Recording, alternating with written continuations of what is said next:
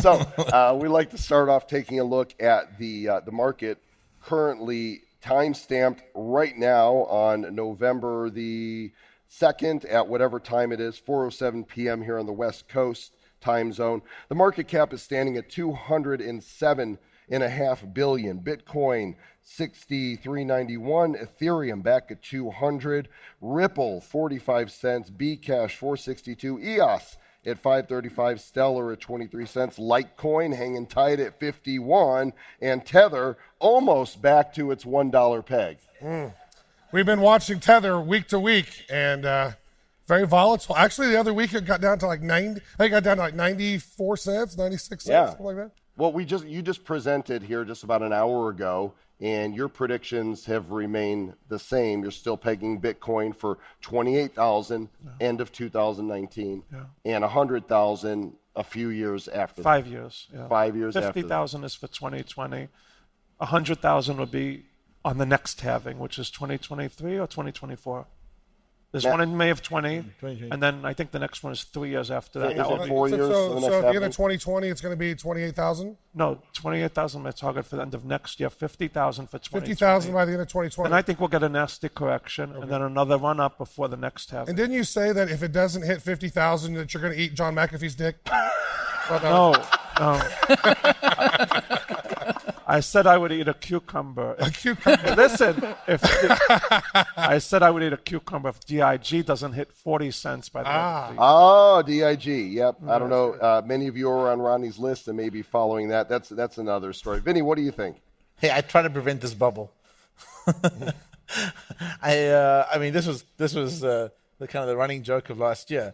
I mean, people actually thought it was a paradigm shift. I think I was tweeting in December, like, I mean, the sarcastic tweets I put out was, guys, this is a paradigm shift. This is change. Like, I mean, it's what do you expect to happen? This is going to be a long, cold winter. You can't, like, the bigger the party, the bigger the hangover, guys. Like, we had a big party last year. Let's just be frank. And like this year, this is the fall. Like, we haven't even hit winter yet. Winter's a lot colder and it's going to last longer.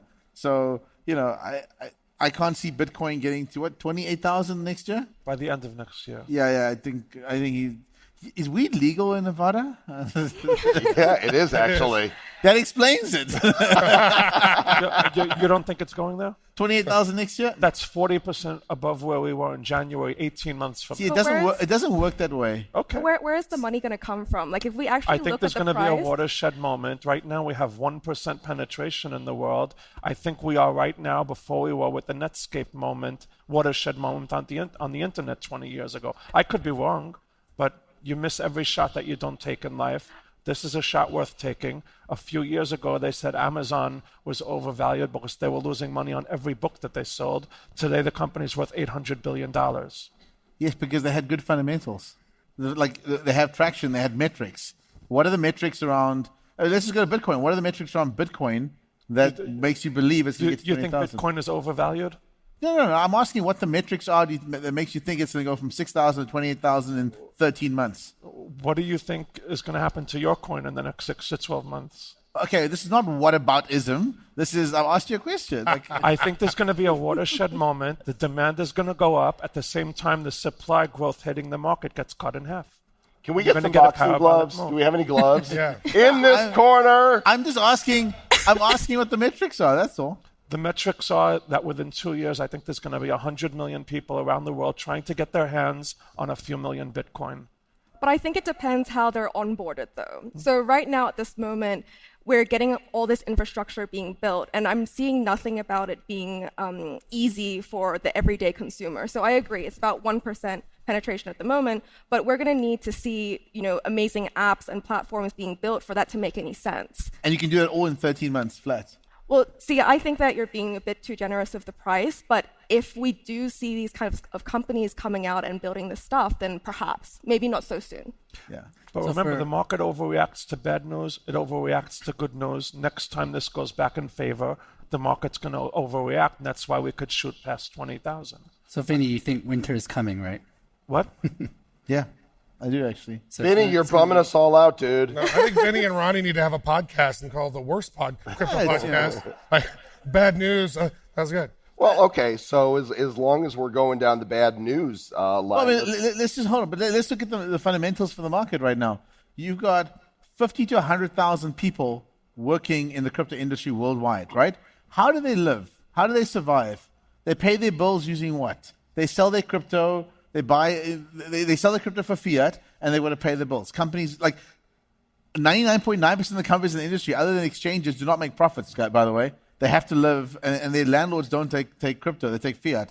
So on the sell side, there's close to $1 billion per month in selling pressure for fiat in order to pay mining costs, operational costs, conference travel, and a whole bunch of other things, right? Great point. And then on the buy side, you have to match that just to maintain equilibrium at the current price points. What do you do?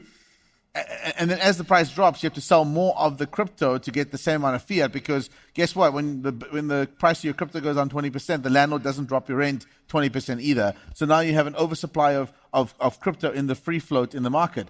Now, are we at a stasis point right now? I don't know. But I think it probably drops a bit more to accommodate for the fact that these companies don't make profits, and there are people working in industry. So take day traders and take them out of the equation for one, but take the people working in the industry where these companies don't have any economic value because they're still busy building infrastructure. They're still trying to get metrics in place. That cash has to come from somewhere. And right now, it's coming out of reserves that companies have. But when those reserves are up, the crypto market's going to go into winter. It's the Major Downer podcast with Vinny Lingham.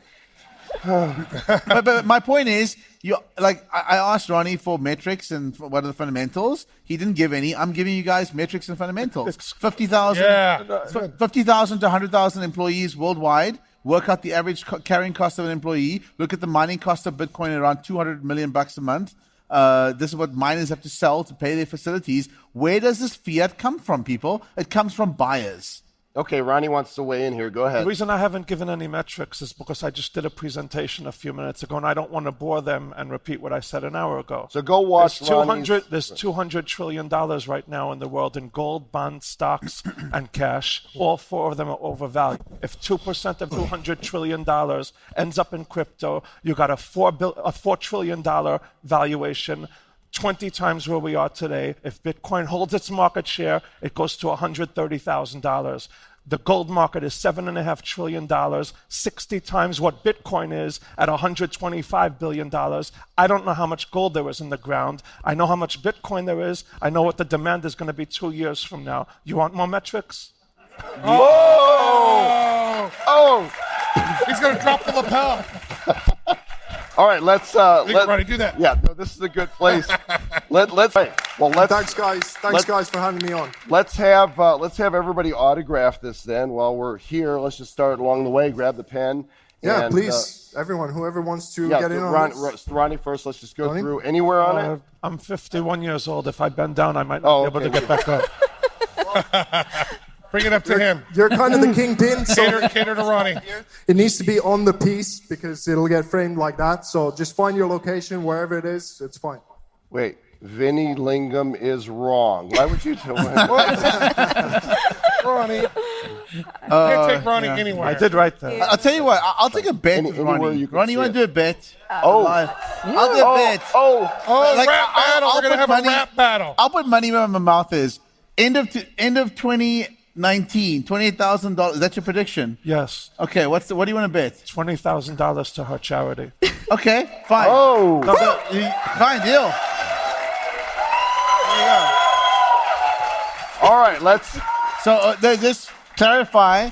By 31st of December midnight next year, if the Bitcoin price touches 28,000 on any exchange of reasonable volume. I mean, it can be, obviously can't be some sketchy exchange and you set up overnight, but any legit exchange, if it touches that price at any point during the year, okay, I'll put $20,000 into a charity. If it doesn't, you're in for $20K into a charity. I can't lose on this bet. Wow. Very nice. Wow. All right. Gonna sign.